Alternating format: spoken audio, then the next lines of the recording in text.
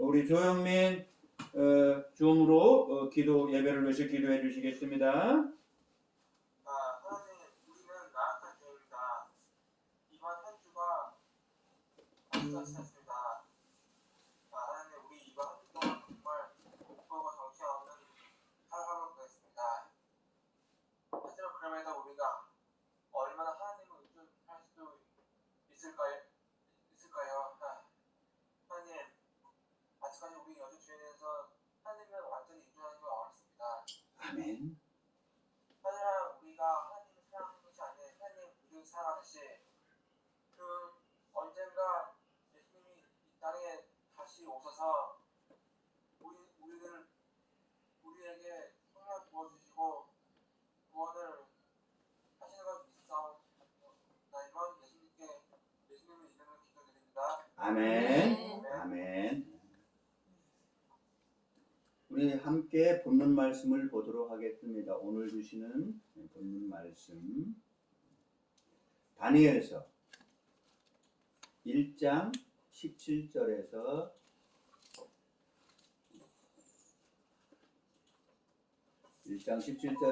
21절까지의 말씀입니다. 오늘 본문이 짧기 때문에 다 같이 합독을 하겠습니다. 다 같이 다니엘서 1장 17절에서 21절 말씀 다 봐주셨나요? 현장에 있는 우리 성도님들 다 같이 합독합니다. 시작! 하나님이 이 네 소년에게 학문을 주시고 모든 서적을 깨닫게 하시고 지혜를 주셨으니 다니엘은 또 모든 환상과 꿈을 깨달아 알더라.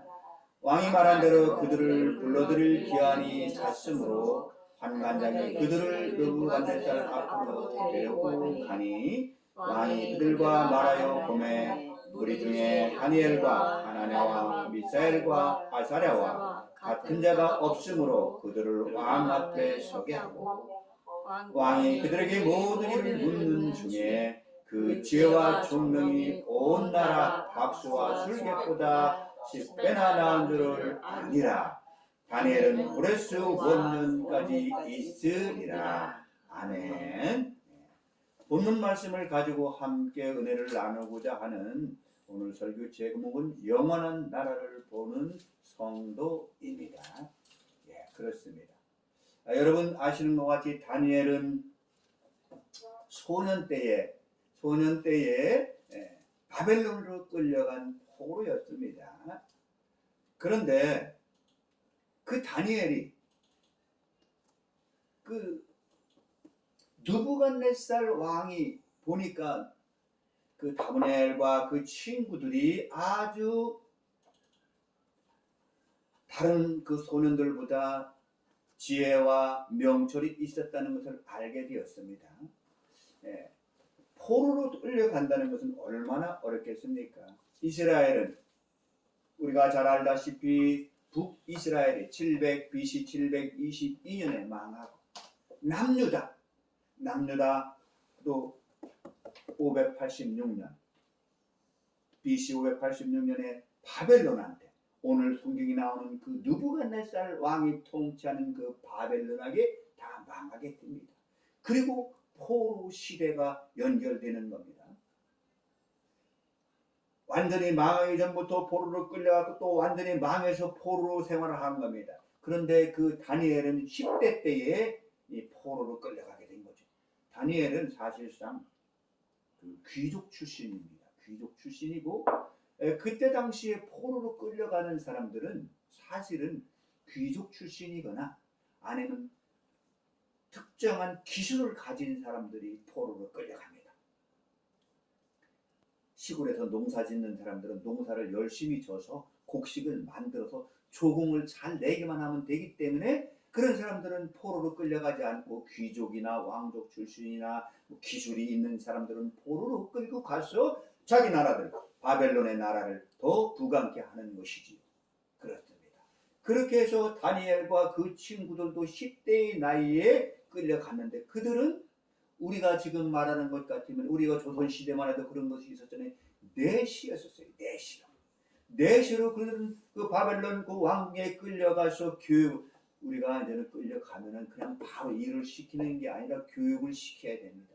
이들이 왕궁에서 시중을 잘 들을 수 있도록 교육을 받는 그런 기간이었었다는 것이지. 그런데 오늘 본문 말씀 이전에 그 1장 그 앞절에 보니까 다니엘과 그 친구들은 왕의 진미를 먹지를 않았다는 것입니다. 왕의 진미라고 하는 것은 어떻게 보면은 제사상에 올려졌던 것일 수도 있고 그 레위기에 나오는 음식들에 나오는 먹지 말아야 될 음식들이 있는 것입니다. 그래서 그 다니엘과 그 친구들은 산의 진미, 왕이 주는 음식을 먹지 않겠다고 했습니다.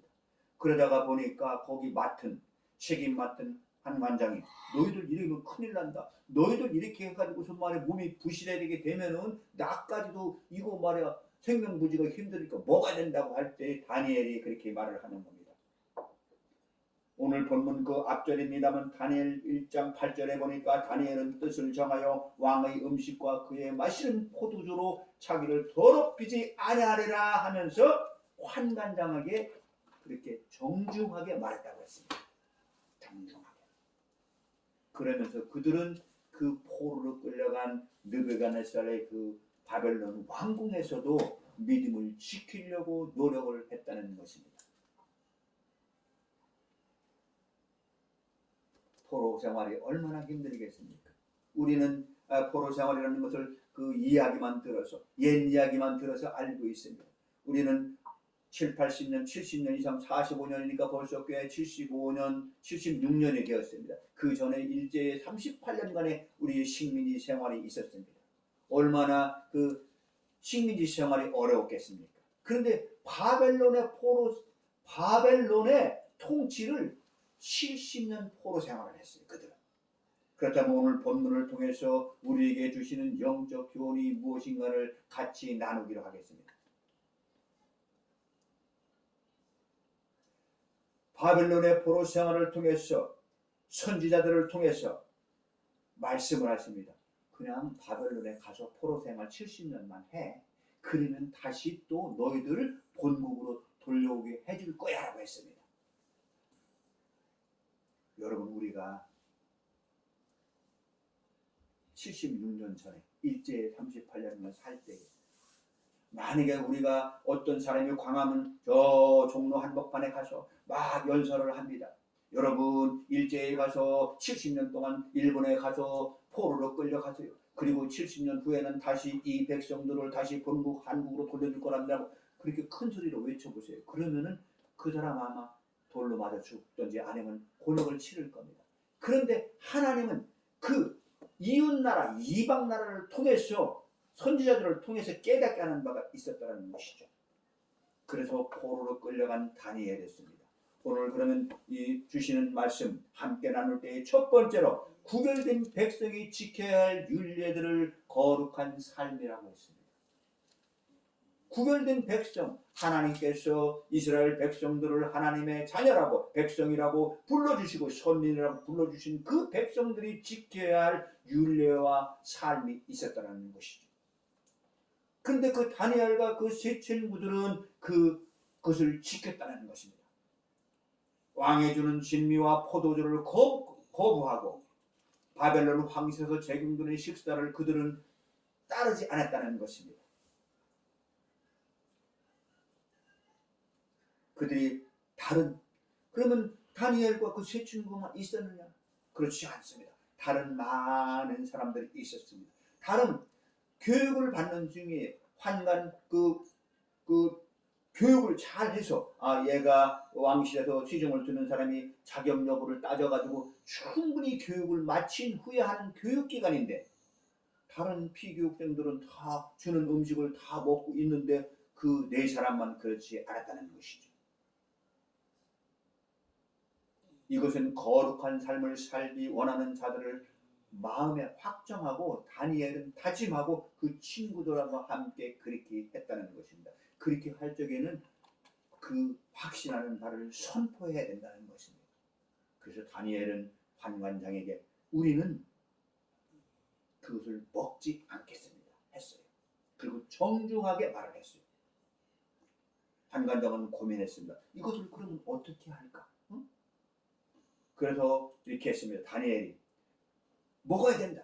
그러면 그렇다면 우리를 열흘간만 시간을 주시고 우리가 먹는 식물을 먹을 때에 다른 사람들과 우리가 더 쇠약해지거나 얼굴빛이 또 초라해지거나 그렇다면 그때 결정을 하시오. 그렇게 하고 환관장과 정중하게 말을 했습니다. 그래서 환관장도 그래 좋다. 열흘인데 뭐 열흘 정도는 뭐 괜찮겠지. 그래서 산의 진미 왕궁에서 주는 그런 음식을 피하고 그들은 뭡니까 식물들만 먹은 거 아니니까 채식만 했다는 얘기죠. 채식.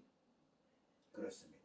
그리고 환관장에게 공개적으로 구했을 때 그가 들어주고 그렇게 했다는 것입니다. 현대의 사람들은 아무리 좋은 것 어떻습니까? 우리는 먹거리 찾아서 뭐 얼마나 많이 갑니까? 응?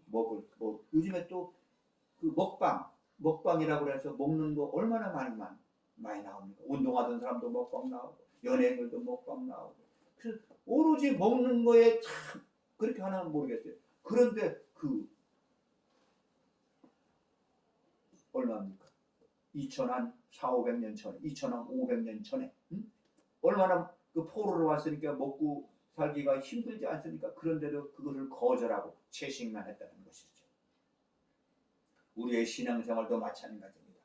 우리의 세상 속에서 믿음 생활을 할 때에 방해가 되는 요소가 있거나 그런 것들이 있다면 거룩하게 살기 위해서 하나님의 백성이 살기 위해서 우리를 다짐하고 선포할 때에 우리에게 그를 지킬 수 있는 능력이 생긴다는 것입니다. 여호수아서 24장 15절에 이런 말씀이 있습니다.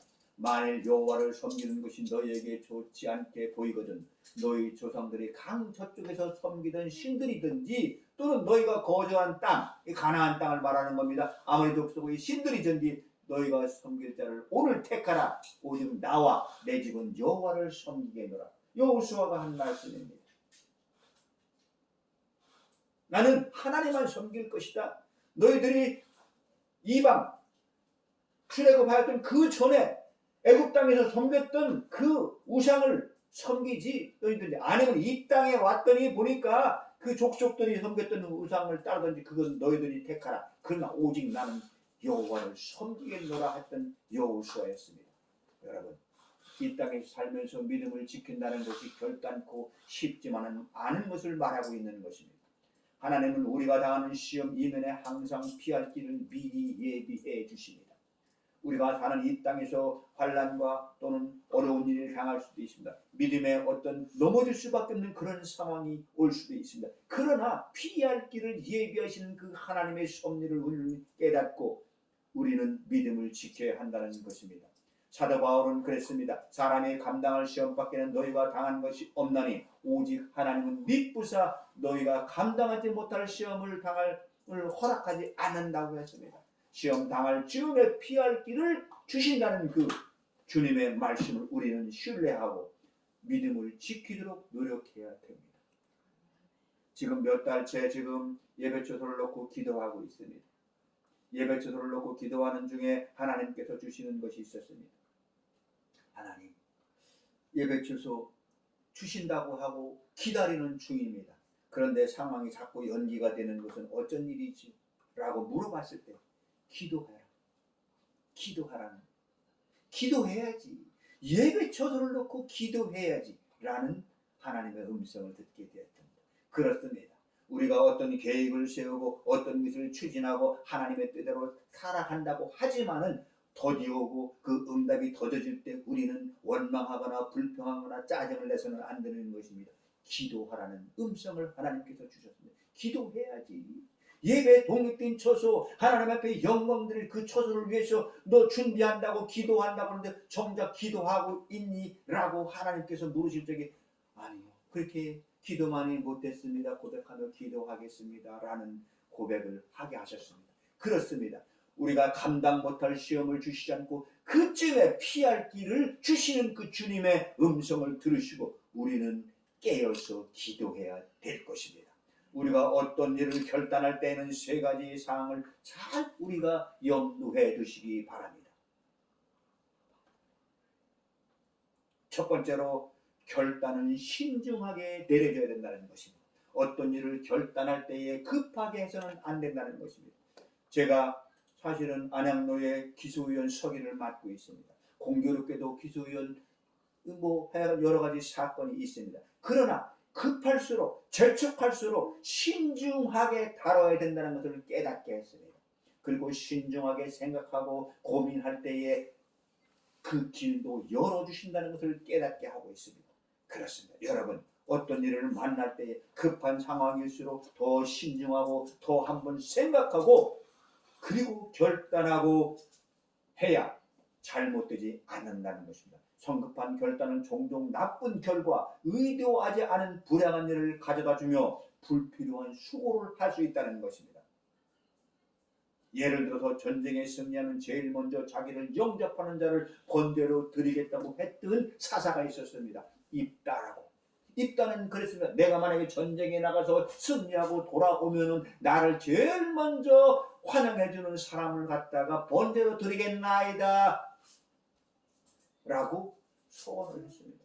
그런데 전쟁에 돌아올 때 누가 제일 먼저 환영을 해줬냐면 외동딸인 나오면서 우리 아버지 승리하고 돌아왔습니다. 그래서 자기가 사사로서 약속한 바이기 때문에 자기는 그 딸을 10대 후반의 그 딸을 번제로 드릴 수밖에 없는 아주 불행한 일이 생겼습니다. 여러분, 그래서 우리는 결단할 때 신중하게 생각해야 된다는 것입니다. 두 번째로 결단은 의로운 것을 지향해야 된다는 것입니다. 우리가 어떤 일을 결단할 때에 서로 우리는 좋은 관계야, 너하고 나하고는 학연, 지연, 아니면은 또 성도로서 가까운 관계야, 그런 게 치우치거나 어떤 것은 안 된다는 거죠.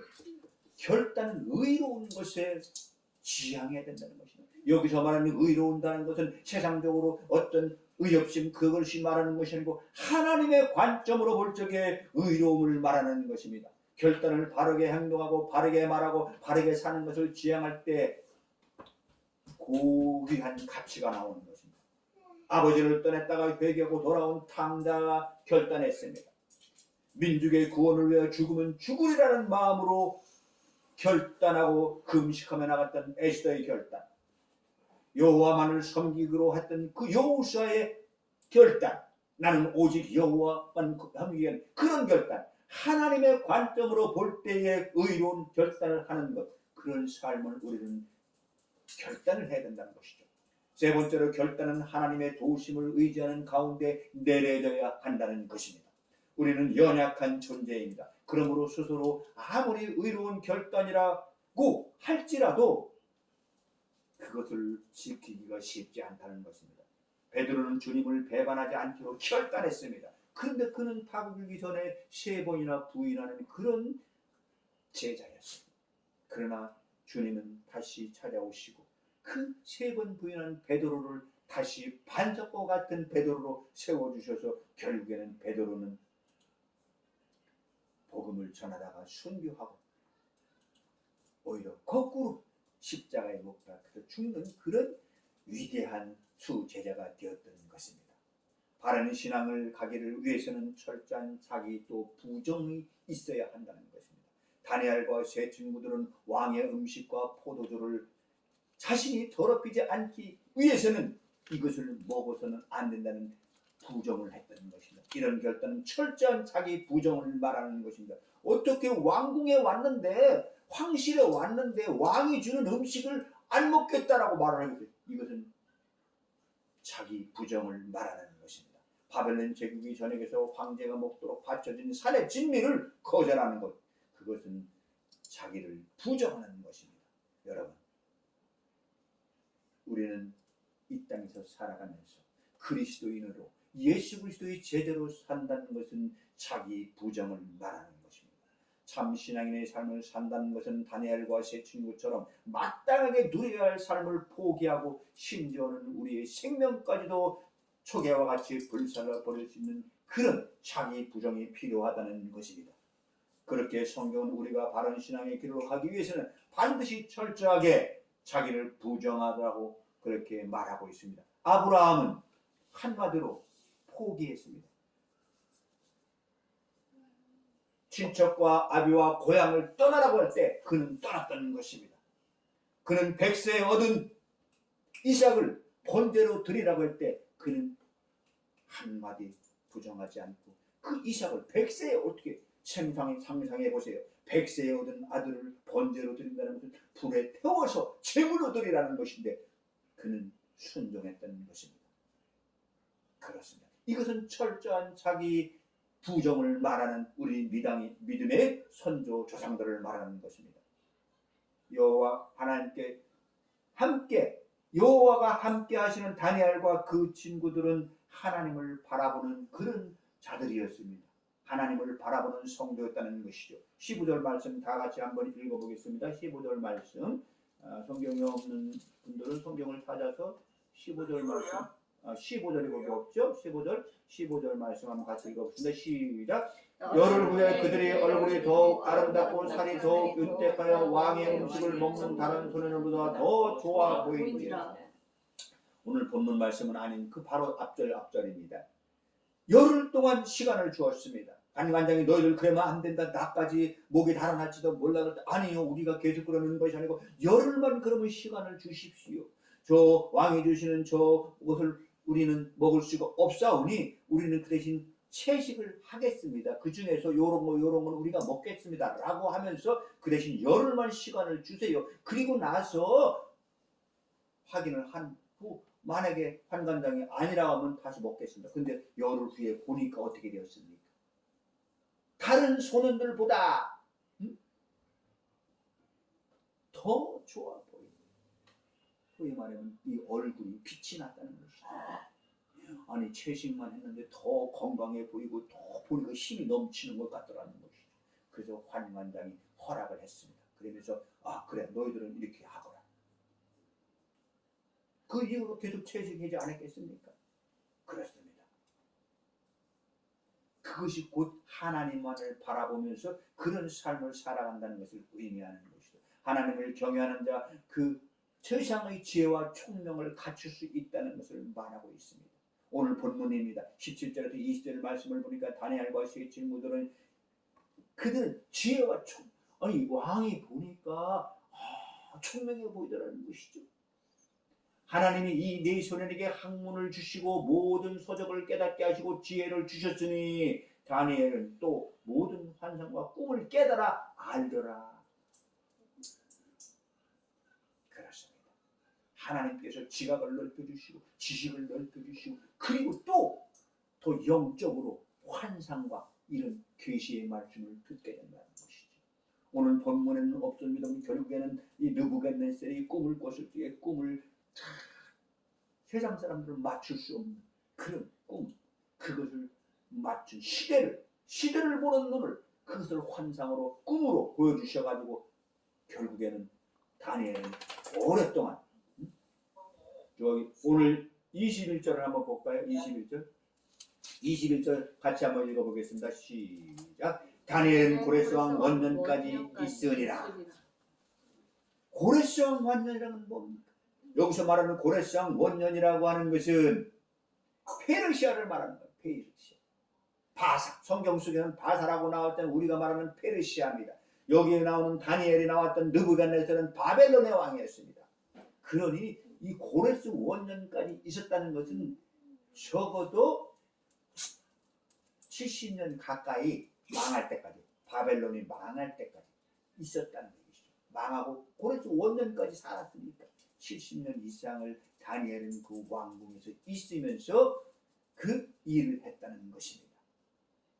마지막으로 많은 사람을 구원하는 하나님의 도구로 사용되는 성도가 되어야 된다는 것입니다. 고레스 원년까지 살았음을 말했습니다. 다니엘은. 고레스는 바사 페르시아 제국을 말한다고 했죠. 그렇습니다. 고레스가 하나님을 잘 알지는 못했어요. 그러나 하나님 믿는 이스라엘 백성들에게 얼마나 우호적이었는지 몰라요. 그래서 고레스는 그 바벨론으로부터 포로로 끌려왔던 그 사람들을 포로로 귀환시켜줬어요. 당신들 땅으로 가라고. 거기 가서 하나님을 잘 섬기라고. 그리고 상당히 그 이스라엘 백성들에게 우호적으로 했습니다. 그래서 어떻게 보면 그 고레스와 같은 왕은 하나님 나라를 세우는데 그 하나님께서 사용해 주시는 그런 위정자라는 것이죠. 우리나라도 그런 고레스와 같은 왕이 나오기를 바랍니다. 그래서 이 기독교를 잘 옹호하고 하나님 나라의 백성들이 예배를 잘 드릴 수 있는 고레스와 같은 그런 왕이 통치하는 그런 시대가 왔으면 좋겠다는 생각을 해봅니다. 코로나 2년이 되었습니다. 코로나로 인하여서 많은 예배가 무너지고 성도들은 잠을 자고 깊은 잠에 빠져서 예배 드리는데 이제는 뭐 줌으로 예배 드리고 영상으로 예배 드리다 보니까 이제는 성도들이 뭐 교회 가서 할 필요가 뭐 있어. 그냥 영상으로 드리면 그러는 성도들이 너무도 많아졌습니다. 안타까운 일입니다. 이런 한 번도 경험하지 않은 이런 시대에 고레스와 같은 왕이 왔으면 좋겠다는 생각을 해봅니다. 고레스 왕 원년까지 다니엘은 있었다고 했습니다. 그렇습니다. 하나님을 믿는 성도는 이렇게 오랫동안 그의 사명을 잘 감당할 수 있다는 것입니다.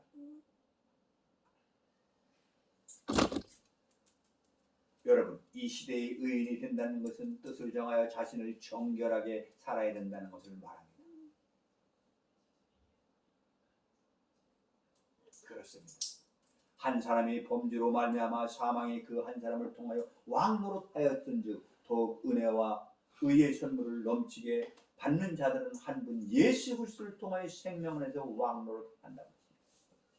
한 사람의 범죄함으로 인하여 아담이 범죄함으로 인하여 우리는 모두가 죄인이 되었습니다. 아담의 후손입니다. 우리는 다 이 지구상에 존재하는 우리 누구는 지금 살고 있고 2000년 3000년에 죽어서 다 땅속으로 들어간 그 누구도 아담의 후손입니다.